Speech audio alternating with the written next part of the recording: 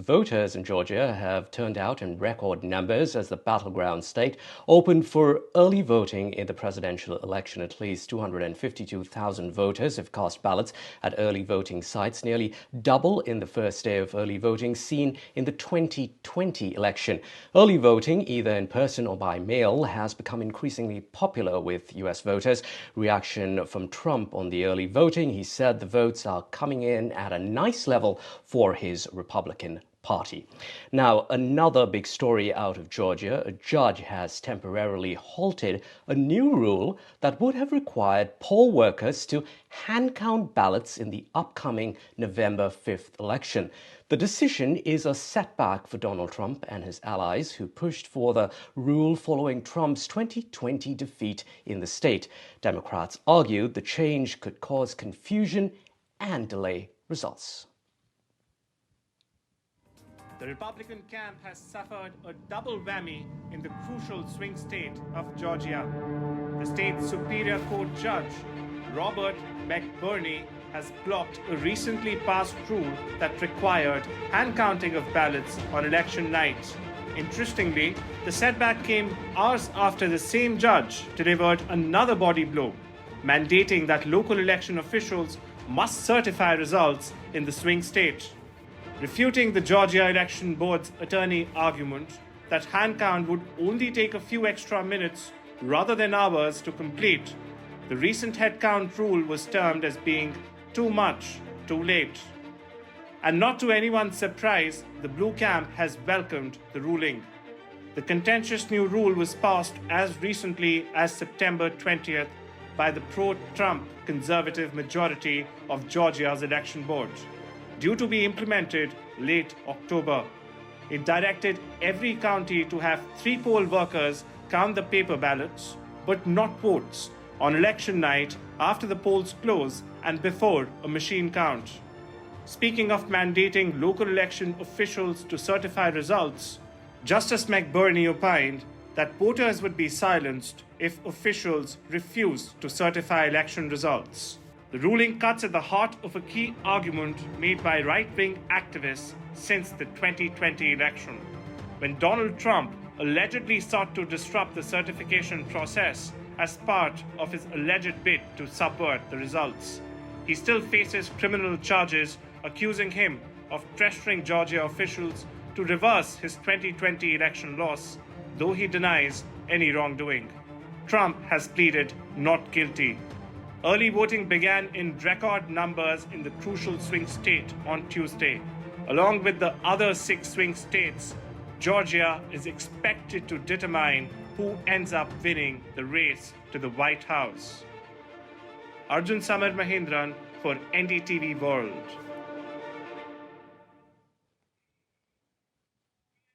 Let's get you more on the story. We are joined by Sonjui Kumar. She is with a group called South Asians for Harris. Also, Amy Tarkanian. She is a Republican strategist. She is also former Nevada Republican state chairwoman.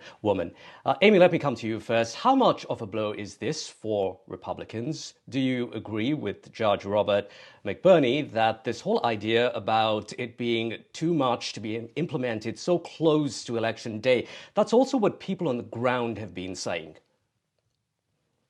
Sure. Well, I actually agree with this ruling because poll workers, they're volunteers, and they do take time out of their busy schedules to learn the rules that are going to be implemented in the current election system. So if they want to make those changes, then like you do in Nevada, you would have to have it go through your state legislature, and then they can be implemented in the following election. So this truly was a last minute scenario that would delay the election process and in the certification. Is it a good idea? Sure, because I'm sure it'll calm a number of folks who do believe that there are problems in the election system and still truly believe that the last election was stolen, which I disagree with, but there are people who have problems with it. So if it calms people down, great, but you're going to have to go through the legal process and make sure it's done timely.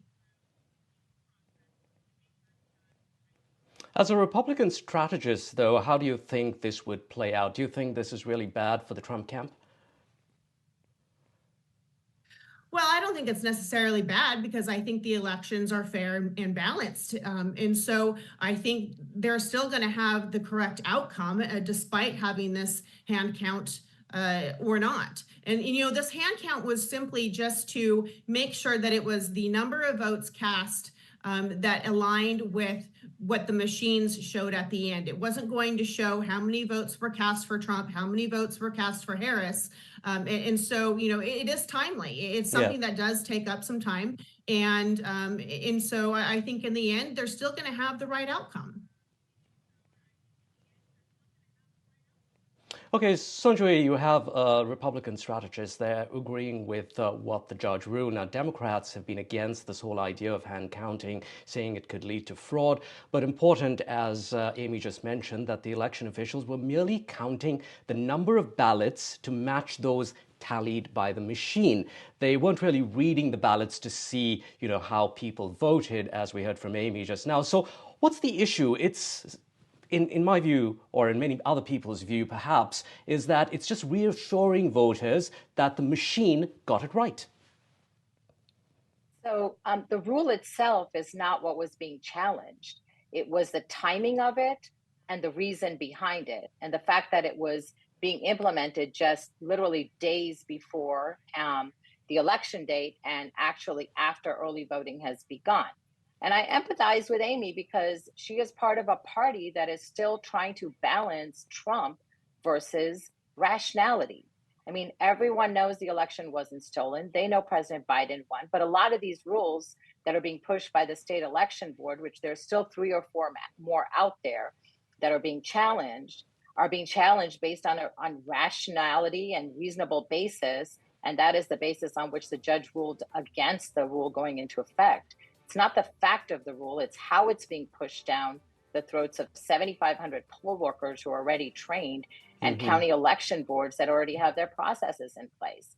That's the problem. He will look at the rule in a reasonable manner, not based on some last minute, trying to, instill chaos, as I said last week, into the Georgia election process.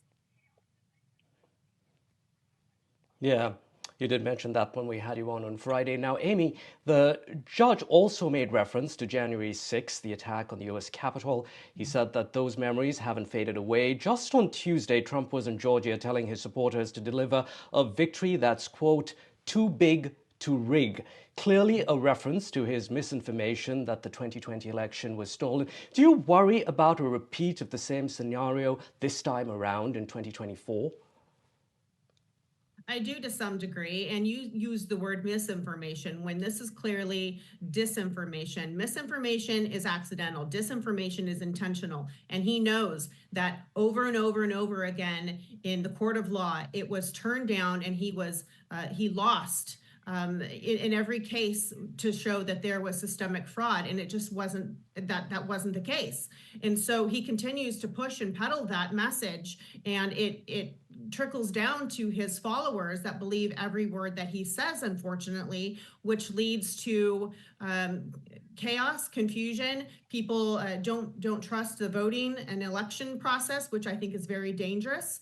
And he sets himself up for a possible failure, but still to be viewed as the winner, in the outcome, no matter what. And I think that's actually very dangerous. And I think that it actually hurts the Republican Party overall because the down ticket, we actually have some really excellent candidates, and they're having to, as your panelists mentioned, walk a fine line between reality and irrationality, and wanting to make sure that they're trying to get their message out to their constituents on how they're going to better their lives while still having to walk this tightrope with a man who's pushing disinformation. All right, Sonjui, you're a lawyer. What happens next with this case, do you think? An appeal? Where can this go? Any chance of the rule coming back into play and we end up actually seeing hand counting of ballots in Georgia after all? Yeah, I think, I'm not involved in the legal process, but it can be appealed in Georgia. Sure. A case goes from Fulton County Superior Court, would then go to the appellate court, and then ultimately the Supreme Court of Georgia. It could also, I guess, somebody could try to move it to federal court. There's different strategies. We really hope this is the end of it. We are very close to election day, as you already covered in the news. 328,000 something Georgians have already voted. This is, the first day of voting yesterday. This is not the time to start messing with the rules of the election or the counting process. It can be dealt with after the elections, and if it's a reasonable rule, it can go into effect. I want to mention that the Republican Secretary of State and Attorney General oppose this rule. It's just a handful of Trump supporters on the state election board that are pushing it. So we hope that it doesn't get Sure. appealed, but of course it could be appealed. And there are still a few more days till the election, so anything can happen. Sonjui and Amy, thank you so much for your time here on US Election Watch.